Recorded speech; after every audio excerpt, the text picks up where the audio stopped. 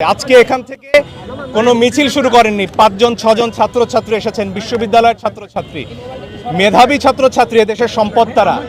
শুধুমাত্র তারা ছাত্র এই পরিচয়ে তাদের তুলে নেওয়া হয়েছে। একজন মানুষ যখন আক্রান্ত হন শুধু তার পরিচয়ের কারণে, তার কোনো কর্মকাণ্ডের জন্য নয়, সেটাকে জেনোসাইড বলে, ইংরেজিতে গণহত্যা বলা হয়।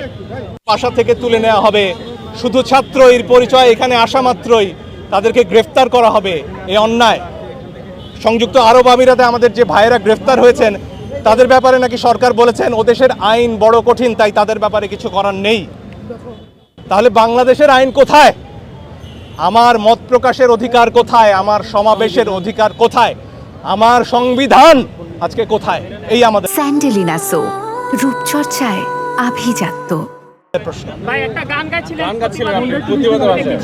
গান আজকে আমাদের মুখে মুখে, যে গানগুলো হারিয়ে গিয়েছিল।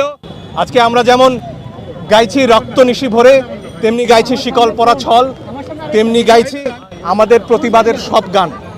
আজকে মুক্তিযুদ্ধের গানে যদি আমরা ফেরত যাই, সেখানে দেখব একই বঞ্চনার কথা এবং তার বিরুদ্ধে বাঙালির প্রতিবাদের কথা এসব গানে আছে। আমার সংস্কৃতি, আমার গান, আমার ঐতিহ্য, কেউ আমার মুখের ভাষা কেড়ে নিতে পারবে না। আজি রক্ত নিশি ভরে একিয়ে শুনি ওরে, মুক্তি কোলাহল বন্দি শৃঙ্খলে, কাহারা কারাবাসে মুক্তি হাসি হাসে, জুটেছে ভয় বাধা স্বাধীন হিয়া তলে। রক্ত নিশি ভরে